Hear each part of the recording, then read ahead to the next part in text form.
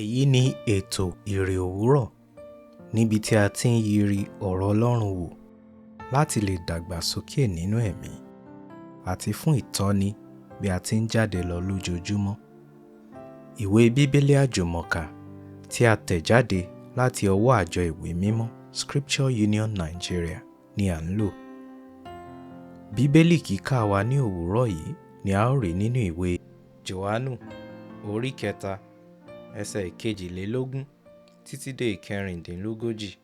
Ó kà báyìí: lẹ́yìn nǹkan wọ̀nyí, Jesu pẹ̀lú àwọn ọmọ ẹ̀yìn rẹ̀ wá sí ilẹ̀ Jùdíà, ó sì dúró pẹ̀lú wọn níbẹ̀, ó sì ń ṣe ìtẹ̀bọmi fúnni.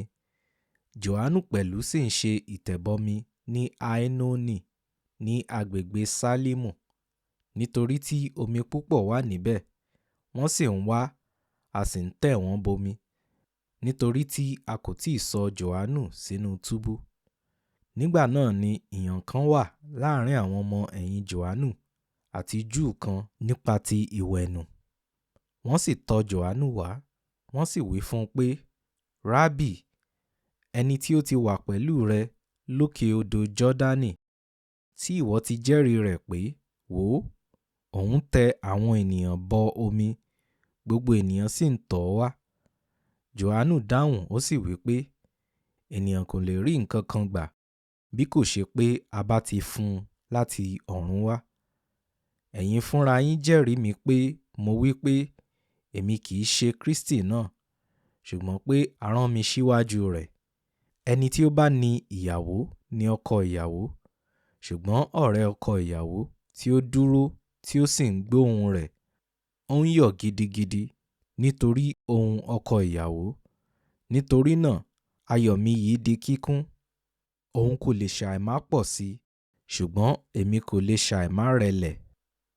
Ẹni tí ó ti òkè wá ju gbogbo ènìyàn lọ, ẹni tí ó ti ayé wá ti ayé ni, a sì máa sọ ohun ti ayé. Ẹni tí ó ti ọ̀run wá ju gbogbo ènìyàn lọ, ohun tí ó ti rí tí ó sì ti gbọ́, èyí náà sì ni òun jẹ́rìí rẹ̀, kò sì sí ẹni tí ó gba ẹ̀rí rẹ̀.